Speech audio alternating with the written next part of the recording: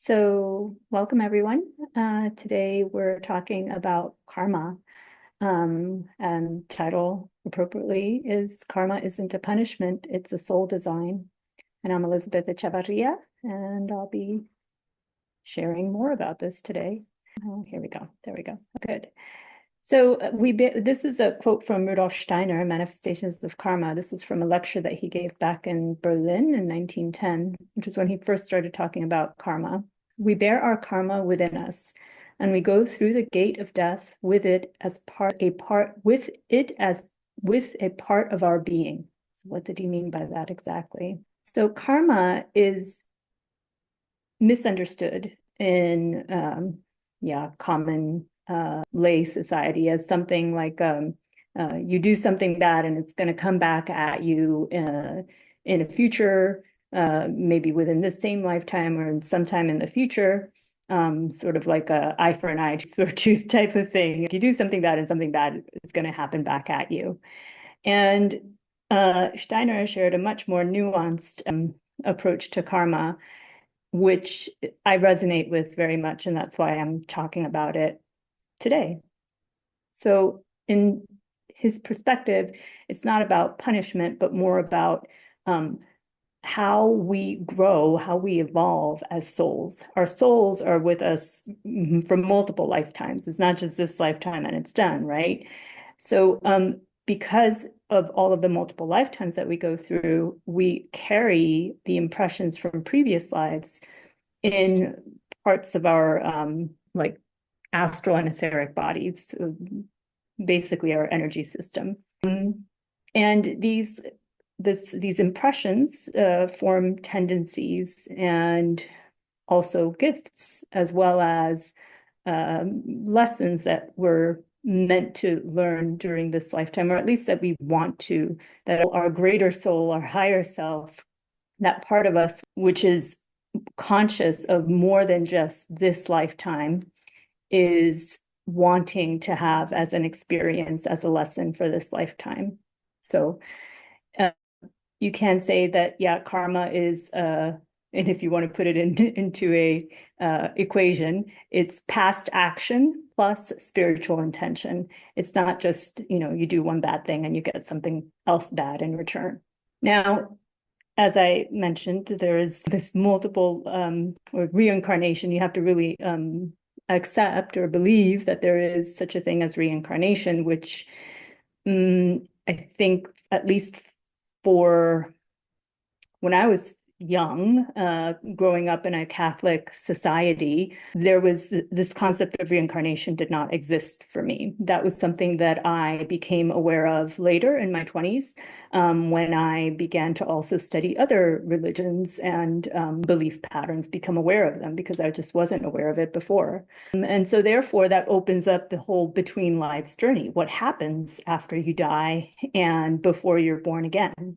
To quote Steiner again, during the time between death and the new birth, man works on his karma in full collaboration with exalted spiritual beings.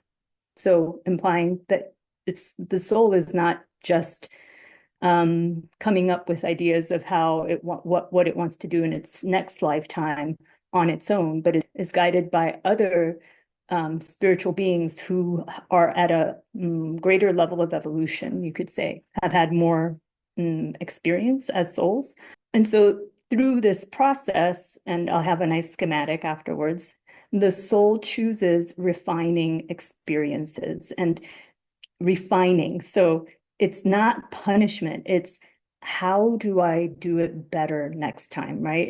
It's you're having experiences that the first time maybe did a rough job of. You got through it, but maybe you hurt a lot of other people's feelings, or you hurt other people in the process.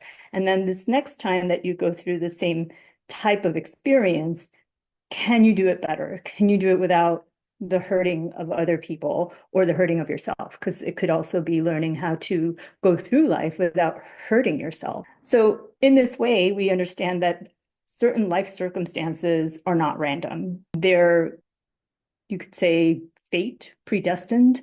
There are things that are going to happen almost no matter what you do.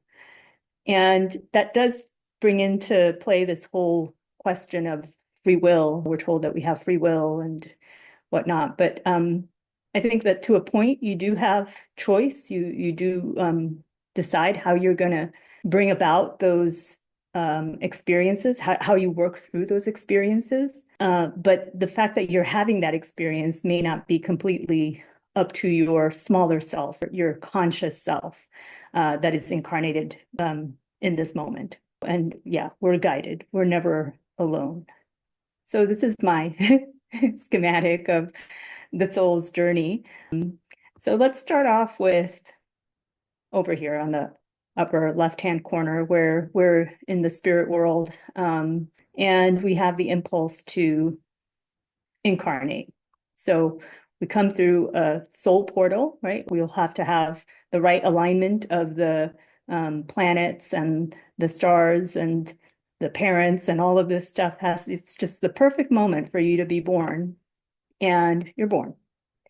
And you go through your life as child, adolescent, adult, family, work life, etc. Then you get older and grandparents until your death. Throughout this whole time, you're having all of these experiences, encounters with other people, right? That's very important because all of the lessons that we're learning, most of them are through the relationship that we're having with the other, and relationship meaning not just our marital, that kind of relationship, but every kind of interaction with another person, with another soul. So we go through our lives, we have these predestined moments, and we have made certain choices. And in some cases, maybe we did wonderfully, and in other cases, we hurt a lot of people, could be. And you die, go through this nice little portal, the death portal. And now here you are, the soul, and you've got your higher spiritual beings helping you go through a life review. So the first, just to briefly go over Steiner's description of what happens after death, it's in the first 3 days after death, actually, the etheric body, which holds all of the memories of your life, is shown to you as a panorama. So a life review, but a very quick life review. And then from there, you go into a longer phase of experiencing how the other experienced you.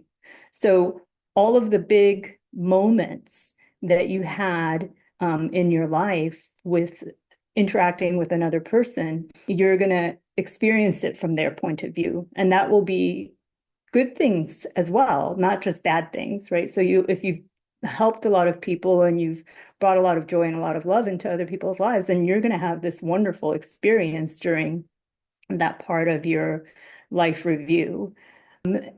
Conversely, if you've hurt a lot of people, or if you've made choices very unconsciously that have resulted in other people getting hurt without you even knowing about it, you'll also be made aware of that.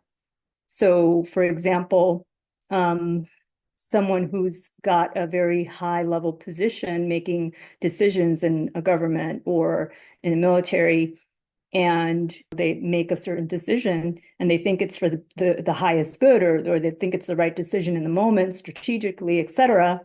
But there are a lot of consequences. A lot of people could be hurt by it. A lot of people could be helped by it. Either way, you're going to experience it from that perspective of the other person. Good. So during this time of, experiencing, the soul is also, with assistance of these higher spiritual beings, kind of deciding what it is that for the next lifetime it would prefer to do better. And these become like the little, and then you go into another spiral or loop, because we don't want to make it a loop, an endless karma loop where you're not going anywhere. No, the whole idea is that you're going further. You're developing your soul further with each cycle, not repeating the same thing over and over again. So that the next time that you choose to incarnate, that you're higher self chooses to incarnate, it will pick up on all of these assignments it's made for itself and choose another life opportunity where it thinks it would be able to carry out these assignments in the best way possible.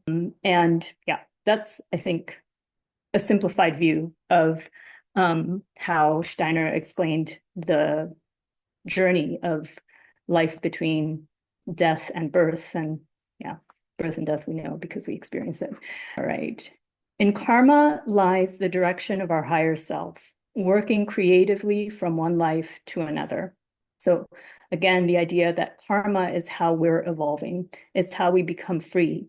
Freedom meaning you're more aware of all of your choices and you're making those choices knowledge with that awareness. You're not stuck repeating something out of unconsciousness, out of not knowing. Yeah, is there anything else I wanted to say on this? Yeah, so bringing awareness to your karmic patterns is ultimately the way that you free yourself from the patterns. Again, just to reiterate that karma itself is not the bad thing. Karma, the idea, is the vehicle for soul evolution.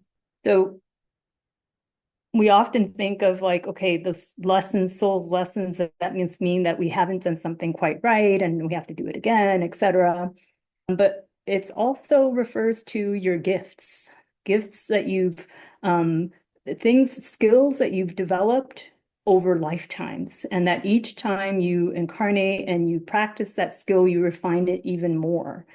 And in this case, these past strengths and achievements that live in your soul, they are with you to help you further evolution of humanity, right? It's to give back. It's for the betterment of all. Yeah. Talents, affinities, spiritual gifts, these are all karmic echoes. It's no accident, for example, that I was born to a doctor that I had as a 7-year-old. I would sit on my dad's lap and read his books with him, his medical books with him. And I was always thinking about medicine. And yeah, like that came with me. I had already been a doctor in the line of work, probably for who knows how many lifetimes, but a lot, as far as I can tell. It comes naturally to me. Others are talented musicians, and they come in 3 years of age, they're playing the piano, and you think, wow, this kid's amazing. And it's because of all of the lifetime of work that they've had on this talent. Okay. So now just switching over to the different layers of karma, because you will recognize, of course, that we do have what I've been talking about just now is all personal karma, your own choices across lifetimes. But there's also other kinds of karma, ancestral karma. So our soul is, from lifetime to lifetime. Our genetics, our ancestry is being brought forth in the earth lineage, if you will. And we choose where we want to incarnate in. And we choose basically which ancestral karma we're wanting to help out in. Now, my understanding is that mostly we keep on incarnating with the same souls. We're in a soul group, so to speak.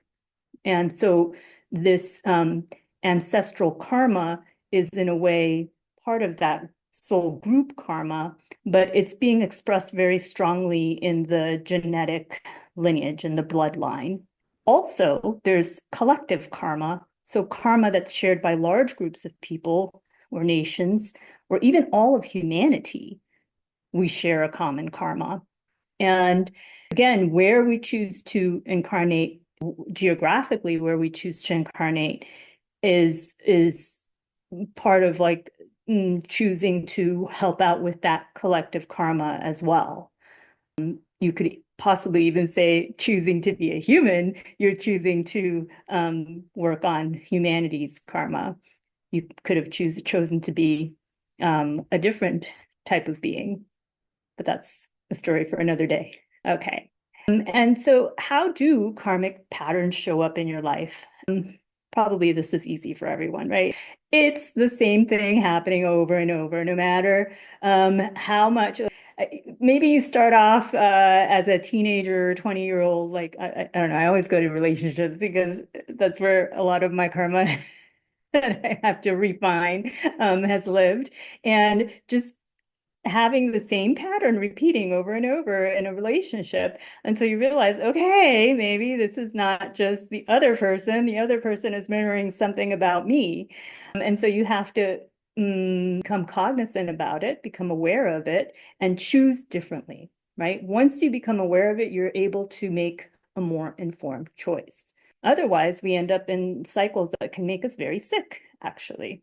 Experiences of illness, loss, inner blocks, these are all signs that there's some karma there that's not being recognized and is not being refined.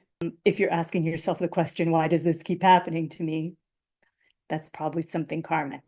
Now, I want to non-Steiner material. Woohoo! Sorry. So there was this book that I read. My mom actually suggested it to me a few years ago, and because I'm a pediatrician, and she said, maybe if you read this book, you'll understand more because you've had a lot of challenge accepting that children can be born with such severe diseases. And and so I read this many years ago, I guess. And what this I think it's a psychologist. He was working with people with regression, just past life regressions. But at some point, he started having his patients or clients go to the in-between life stage. And then at that point, he said he contacted a psychic that he was friends with, and he wanted her to also be present during these sessions to see if she could psychically see uh, ahead of time what was going to be described in the hypnotic regression. And there was a very strong correlation. So for him, that was like evidence that what he was, information that his clients were giving him from this pre-birth planning was actually true. It was real. And so there, just like as I mentioned before in the schematic, there are pre-birth agreements that are made with other souls that you're going to incarnate with to grow as a soul. And some are challenging and others are very supportive. And it's during like these pre-life or pre-birth meetings and agreements that the clients, by looking at that, by recognizing that, they realize, oh, that person who I had so much struggle with, that it was so difficult with them, they actually are part of my soul group, and they love me so much that they agreed to play this difficult role in my life for me to be able to work out this karma, to refine my soul's evolution. So that I found that to me gave me like just a deeper perspective on, again, the childhood illness, because it is so that some children are born with very severe illness. On the one hand, maybe it has to do with another type of karma, which I won't get into right now because it's very complicated. But they're helping their soul evolution by going through this suffering. But furthermore, they're helping their parents work out something very challenging. So it's not an easy path, but it was a path chosen by the souls involved in it. So again, now going back to how can we break loops that we find ourselves in, and it's just we don't want to do it anymore. And the first thing is awareness, recognition that you're in a loop, that you're in a karmic loop. And then, very importantly, not blaming the other guy or girl, right? Taking responsibility. And by responsibility, I mean like not just not turning around and blaming yourself, but rather doing something that will help you move beyond. Taking the initiative to say, okay, I recognize that this is a pattern that I've been repeating over and over again. What am I going to do now? How am I going to make it better? And it's not easy, right? Because some patterns are really, yeah, they're very emotional. You get very triggered, right? You have a lot of things that come up and you have to work through all of that, and let go and be compassionate for yourself because it's not easy. Don't try to be perfect. Don't try to get it all perfect at one time. Don't, oh, right. And there's always the, wait a minute, I knew about this pattern and I already did something different last time. Why is it coming back into my life again? Because it's like, each time you can make it just a little bit better, just a little bit better, just a little bit better. So it's like a opportunity. Now that you have awareness, now you can start changing that thing, making different choices earlier so that you don't, yeah, create some kind of catastrophe in your life or other people's lives. So choice, create a new response. Okay. And part of making different choices and not blaming is forgiveness and conscious detachment. So with forgiveness, it's important to recognize that you're not condoning bad behavior of other people. You're not just pretending something it didn't happen. No, forgiveness is saying, okay, I'm not going to hold a grudge anymore for this wrong that I've experienced. I accept that that was part of something that I had to live through, and that other person was the agent that brought it to me. And I'm going to forgive, let go. By letting go, then you free yourself. You're no longer being entangled by that karma. Similarly, the concept of detachment is not indifference, but rather no longer having your identity defined by this wound. You're letting that no longer define you, right? You're detaching from it.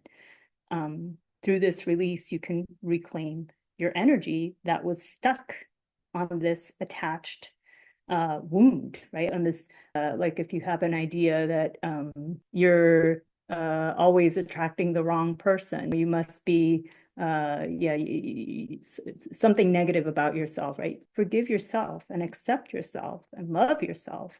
And then you can let go of that wound, that identity, and really create new choices and new opportunities for yourself. Forgiveness is soul alchemy. All right, and Akashic Records is also something that Steiner talked about. It's very popular nowadays. And it's your soul's library in addition to all of the soul's libraries out there. And there are many different layers of the Akashic Records, but keeping it at the soul level. Akasha meaning ether in Sanskrit. It holds all of the memory of all of the prior incarnations of that soul, such that you can clairvoyantly go in and find out information that will help you or your client heal, because it helps to bring awareness to that karmic pattern, right? It helps bring understanding. Why is this happening to me, right? Then you can get the information that will help the mind see things at a higher level. And again, that feeds into the awareness, how to get rid of it, how to resolve the karmic loop. Step number one is awareness. So Akashic Records readings goes into that bringing awareness level and can catalyze healing, and even can be accessed for guidance and the natal chart. So from astrology, moment that you're born, the exact time and location that you're born, gives you a particular birth chart. The birth chart describes exactly where all of the planets that we know of, plus nowadays we know about many asteroids and other minor bodies, and all the stars. Where were they positioned in the sky at the location where you were born at the exact time that you were born? When your soul travels, I don't know if it really travels, but when your soul like crystallizes into the body, right? When it incarnates into the body, it is receiving all of the energetics from all of those cosmic bodies, from all of those planets, stars, etc., from particular locations, right? We are in a space and time. We're not, yeah. That means that there are certain frequencies that are impacting the soul, impacting the body as it's incarnating. And the frequencies interact with each other, right? It's not just the sun over here and the moon over there and the Mercury over there, not completely disconnected and not having an influence on each other. Everything is in a setting, the setting of what constellation it's in. So that's like the stars that are in the neighborhood of, they're giving, the stars being further away, are giving like a background frequency that is giving a influence on how the planets are expressing themselves. Expressing meaning how that frequency is altered by the time it gets to your soul incarnating in your body. And I mentioned earlier that we have a soul portal that we come through, and that means an exact moment in time and space where the conditions of all of those frequencies all around us are perfect for the karmic assignments that we've given ourselves. And for example, it is said that beings, very evolved beings, such as the Buddha and Jesus, required such very special conditions, or require such, because they're still being born today, they require such very special conditions that they can only incarnate every, I don't know, thousands of years. Sorry, that's my son calling me. Gotta turn that off. I forgot to turn it off. Right. So the conditions are only going to exist in very special moments. And so whereas souls that are less evolved they have many lessons to learn, many opportunities for refinement. So then there are many portals during which they can be born. And so you can have more frequent opportunities to refine the soul. Whereas much more evolved souls that don't need so much refinement and maybe are coming in to deliver to give something huge to humanity, then they need very special conditions, and therefore they're not born very often. Now, specifically in the natal chart, what we can look at to find out where our karma is being most influential, right? We can look at the South Node, which indicates what you have done very well in the past. Sometimes too well. No, I'm just kidding. Anyway, it's something that you've done very well in the past. It could indicate your gifts, but it could also be things that you've done very often in not a good way. Saturn is indicating your karmic responsibilities. So that really points to, no, you really have to work on that this lifetime. Saturn is like the stern father figure. That's the way we like to think of it. Chiron is considered the wounded healer. So Chiron has a wound that will not heal, but this soul wound actually turns out to be its gift. So we experience our Chiron in our natal chart as something that's a challenge, but through this challenge, we offer our healing for others, our gifts for others. And then finally, there's like the way that the different planets are aspecting each other, and aspecting means simply what angles they're forming to each other. And hard aspects such as conjunctions, squares when they're at 90 degrees, those are the two strongest ones, or oppositions, conjunctions and squares. These indicate unfinished lessons. Trines are carried gifts. This is where energy flows really well. And so as examples, how you can learn more about what your karmic archetypes are. A South Node in Sagittarius would indicate somebody who was maybe a priest, a teacher, someone who had a very high position, like sharing wisdom or carrying wisdom. Well, in this lifetime, the North Node, that points to where you need to develop. In this lifetime, it's about learning to communicate and listen and be more humble. Chiron in Scorpio would indicate wounds around trust, sexuality, and power. And here, the healing path is more about transmuting shame into truth. Saturn in Leo would be fear of self-expression from past lifetimes. So maybe something bad happened to you whenever you expressed yourself freely in the past. And now you want to learn how to lead with heart. So you can think about for yourself where your chart might be pointing to soul level themes that you've lived before and what you want, what your soul wants to work on in this lifetime, in case you haven't already figured it out from your experience. Okay. So you're not your karma, right? It doesn't define you. It's just something that you carry as material for growth, as how you can free yourself, how you can evolve. And awareness is your liberator. The soul evolves through love, not shame. I am the one who transforms the pattern, not the pattern itself. And so that leads me into the spiral of becoming, which is a transmission that I received for building something that can allow people who are called to it to share and experience these energies that I talked about before. You have a soul imprint from all of the energies of the stars and the planets and the moon, etc., as you're born.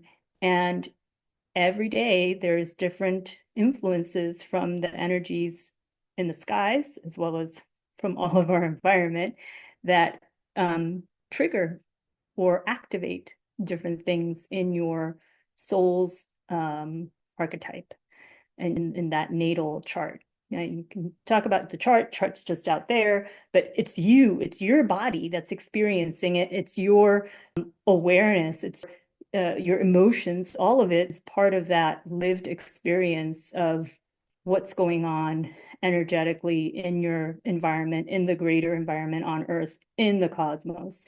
And we're here to have our soul experience that, use those energies to evolve. And the more aware we are of all of those energetics and how it's interacting with our soul design, with our soul blueprint, the more we can evolve and the faster we can evolve. So what we do in the spiral of becoming, it's aligned with the moon cycles, because that's a more natural rhythm of timekeeping. We have ceremonies at the new moon and at the full moon, transmissions, energetic transmissions, sharing, right? Like teachings, all of this stuff within every 2 weeks, live meetings, which are also recorded in case you can't join live. But it's really about, again, related to this topic, bringing your karma into the light of consciousness and being able to choose more wisely. And so the spiral of becoming is a container to witness, transmute, and embody that karma, to not to fix your karma, but to live into your light. Oh yeah, I kind of went over this already. There it is on the slide. Yeah, we will use astrology. Not that you have to know anything about the astrology. I will be sharing like the energetics that are happening and how that may be influencing you. I would, of course, recommend that you have your birth chart so that you can know some of the big placements, specifically those that influence your karma, as I previously showed in the earlier slide, but also, your sun, your moon, your ascendant, some basic stuff, which I can teach you. I'll have teaching available also in the community portal. And so it'll also be like a a very supportive environment. It's not about astrology for the sake of astrology. It's really about soul evolution, soul growth, and recognizing your karma and breaking that loop. So in closing, I would have you reflect on what pattern is life inviting you to complete? What soul gift wants to come online next? Right? It's both. It's not just the hard stuff, it's also the fun stuff.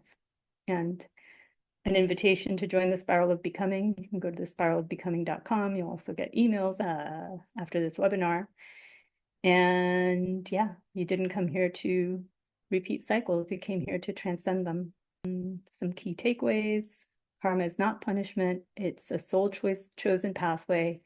You're not trapped by the past. You are evolving it. Soul contracts can be fulfilled and released. Forgiveness and awareness are liberators. Your natal chart holds clues to your soul's design, and the Spiral of Becoming offers a path to live this wisdom.